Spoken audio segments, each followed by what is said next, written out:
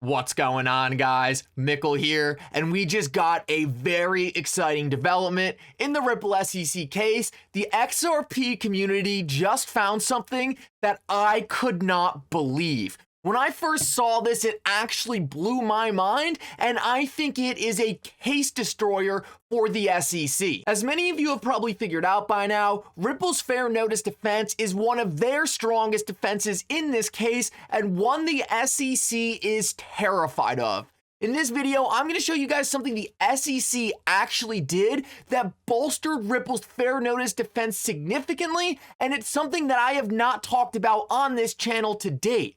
This is absolutely huge and has gone completely slept on by the XRP community, and I think it is a game changer for Ripple in this case. Also, guys, we're going to take some time to talk about when this case could end in a worst case scenario. We're going to talk about a summary judgment date. A lot of different lawyers following this case seem to have some different opinions on when the summary judgment decision would take place. I'm going to show you guys what all the different lawyers are saying about this so you can see what the different opinions are out there and kind of judge for yourself when this case could wrap up if it did go the distance. Last of all, guys, I want to do a quick segment at the end of this video on the XRP price action. I see a lot of people upset with the XRP price. I just want you guys to know this has nothing to do with XRP. We are in insane times in almost every single market, including stocks, commodities, and of course that includes cryptocurrencies.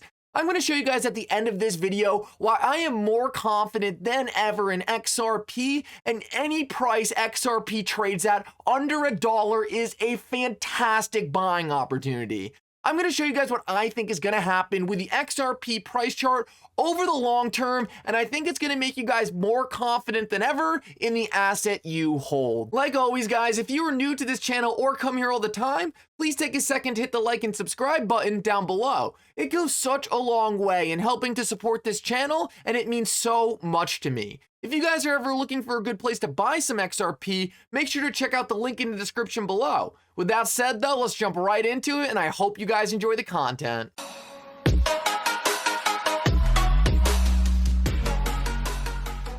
So guys, I want to start out this video and talk about the worst case scenario for this case ending, which seems like summary judgment, and it's kind of our insurance policy as the XRP community.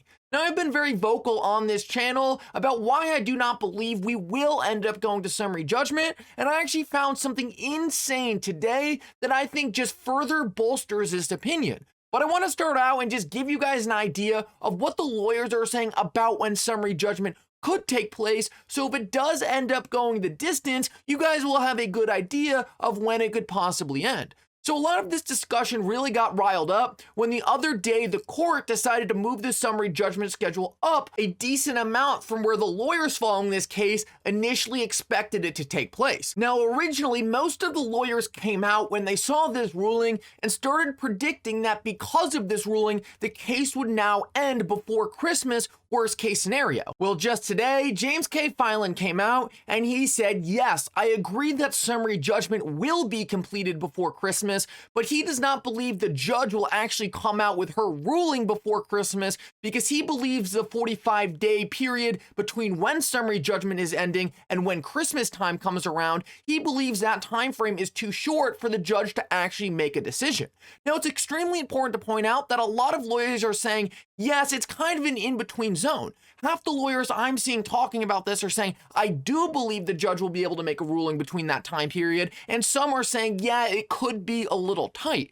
So I don't necessarily think any of the lawyers are confident on whether or not it will exactly end in 2022 or 2023, but it seems like it's going to be around that time period either way if it does go to summary judgment. And even though James K. Filan doesn't think this is enough time, if we take a look at what Jeremy Hogan says, he says 45 days is enough time. So I think what we're seeing here is just a little bit of a difference of opinion, but either way, it seems like this is the general time frame for when we can expect a ruling on summary judgment if the case eventually gets there. Now, I firmly believe there is no way this case gets to summary judgment, and I think the new evidence that I came across today is going to show you how weak the SEC's case at summary judgment is really going to be, and I think they would actually be terrified and insane to take the case to this point. Let me show you why. So guys, take a look at this, and I could not believe we missed this as the XRP community, because this is absolutely explosive, and Stephan Hubert once again digs up another gem. If you are not following this guy, make sure you do, because he is putting in insane work for the XRP community. He pulled up this document filed by the SEC in the Ripple SEC case, and it stated, "We, the SEC, have not concluded that anyone at Ripple has violated the law." February 2020. Read that again. "We, the SEC, have not concluded that anyone at Ripple has violated the law." How is it even remotely possible that Ripple could have been clearly and obviously breaking the law if the SEC themselves cannot even confidently conclude if Ripple broke the law or not? It literally makes zero sense, and this is what the SEC has based their entire case around. They themselves are trying to claim that Ripple clearly and obviously broke the law, but they themselves cannot even say if Ripple broke the law or not. It is absurd on its face and shows that the SEC themselves have zero confidence in the case they brought. Now, besides the fact that this is just absolutely ridiculous, this is fair notice gold for Ripple. Because how could they have ever had fair notice if the SEC themselves in this case are admitting that they don't even have the rules figured out at their own stupid little agency? It makes zero sense, and this is why the SEC cannot afford to go to summary judgment. How could you go to summary judgment and try to claim that Ripple had fair notice where you literally accidentally admitted in this case that you don't even know if they did have fair notice or not? The SEC literally put out a statement in this case against Ripple that they essentially don't even know what the rules are. And then they have the audacity to go sue Ripple based on these imaginary rules. Guys, this is absurd. I cannot believe it. And this is a prime example why I do not believe the SEC is going to risk taking this case to summary judgment.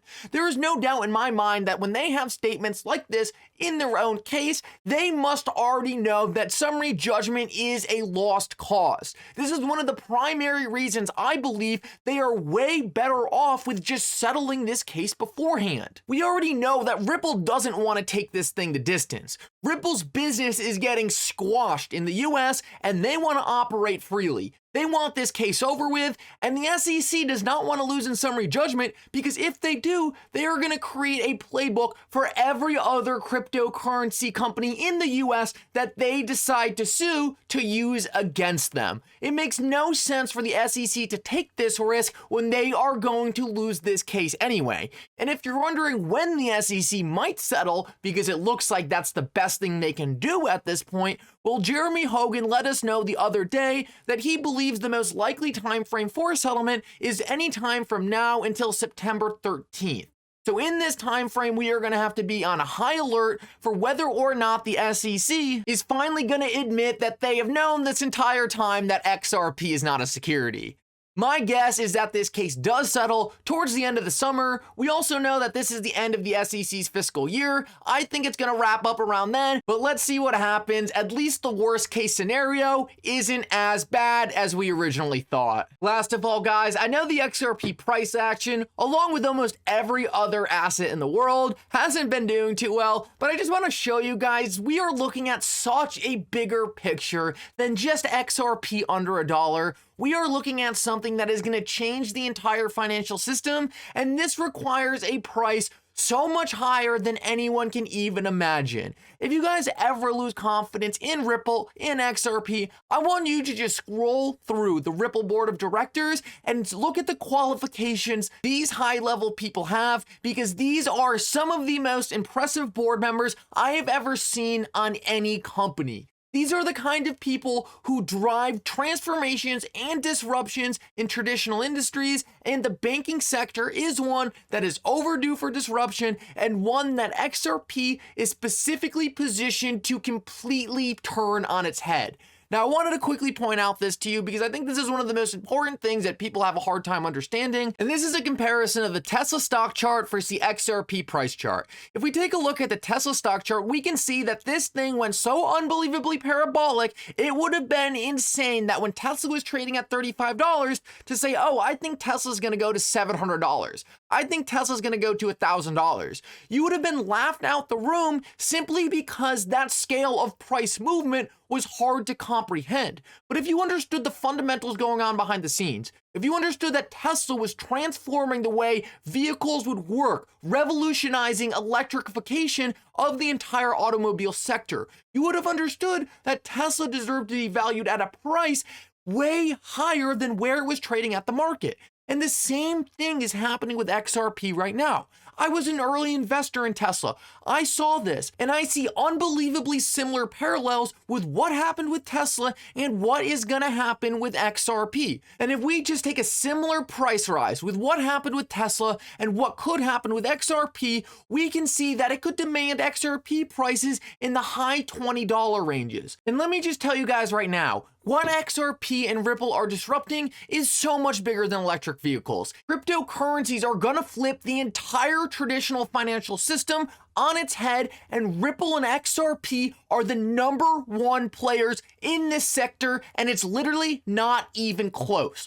Follow the money, look who's working at Ripple right now, and the signs should be clear. Guys, XRP is gonna require a revaluation when this lawsuit's over, and it is gonna melt people's minds. Guys, thank you so much for coming. I hope you enjoyed this update. Like I said before, if you ever need a good place to buy XRP, check out the link in my bio. Thank you so much for sticking around. It means so much to me. Like and subscribe, it helps out so much. But for now, Mickle out.